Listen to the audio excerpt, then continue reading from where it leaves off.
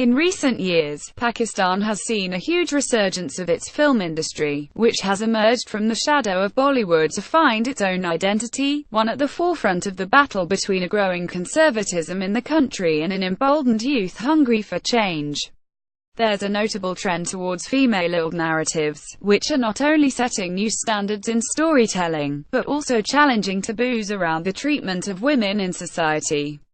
The battle to get the voices and experiences of women on screen achieved a much-needed victory this week when the Pakistani censor board backed down over a decision to ban a new film about the injustices faced by rape victims in the country, a development that shows that Pakistan might be ready for change both on screen and off.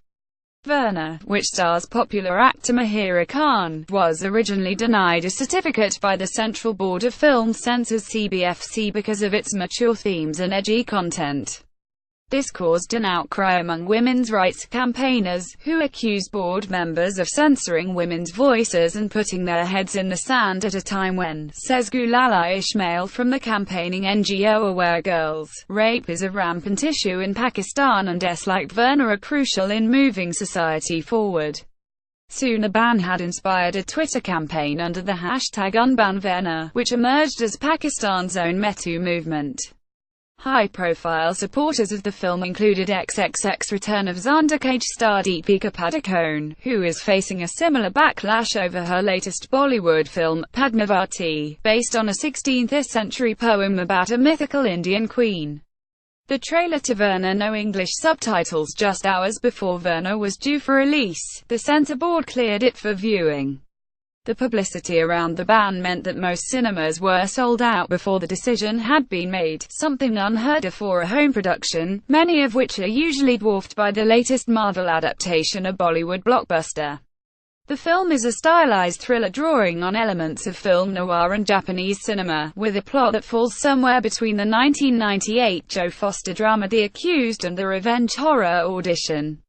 Khan plays Sarah, a teacher who is abducted while out on an anniversary trip with her husband, then held captive and raped for 3 days. After failing to get any redress from the justice system, Sarah takes matters into her own hands.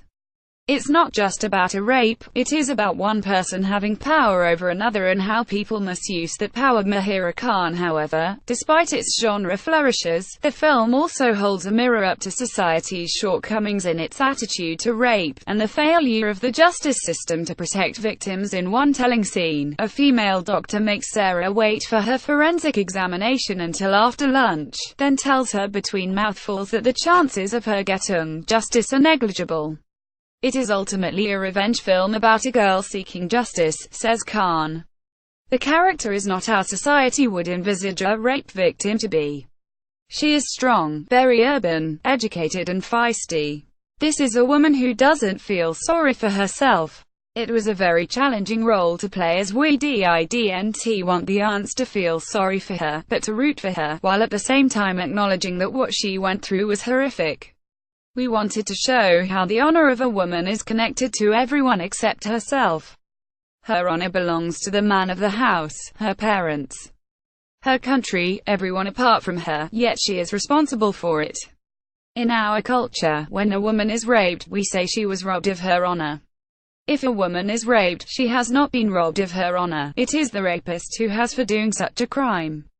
The film reflects the gender and power dynamics this hypocrisy creates.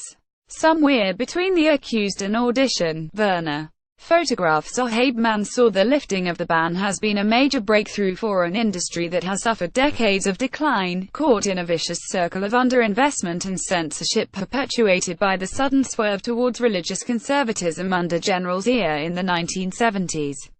In the last 15 years, however, the film scene has undergone something of a resurgence, with a new generation of directors keen to establish a cinematic identity distinct from that of Bollywood.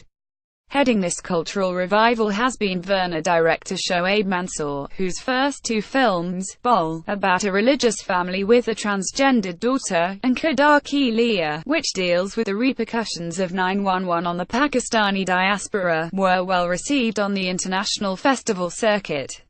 While Khan welcomes the decision to allow her latest film to be shown, she says she hopes the CBFC will start to take a more liberal stance on future films in order to encourage the industry to thrive. Mahira Khan at the Mahira Khan, thank you to all those who supported Verna, the people, the media, those at the censor board. Thank you so much. Folded hands, medium light skin tone. Folded hands, medium light skin tone. Hoping for Punjab to clear Verna today as well. November 17, 2017. The medium of art is to express different aspects of the human experience, so why try to stifle it, she says. The industry is finally coming into its own, so it's important for this film to be seen, because if it can change even the mindset of one person, this can be enough to start a change in society. The surge of support for Verna is particularly pertinent in the light of the Me Too campaign, which has seen a growing confidence among women to speak out on these issues. Me Too was very important, Khan says. It shows that it takes just one brave person to speak out, and that gives strength to another person, and creates a domino effect and creates a movement. It is a similar message in the film. It's not just about a rape, it is about one person having power over another and how people misuse the power, and the only way to break the dynamics of power is when you are brave enough to speak up about it.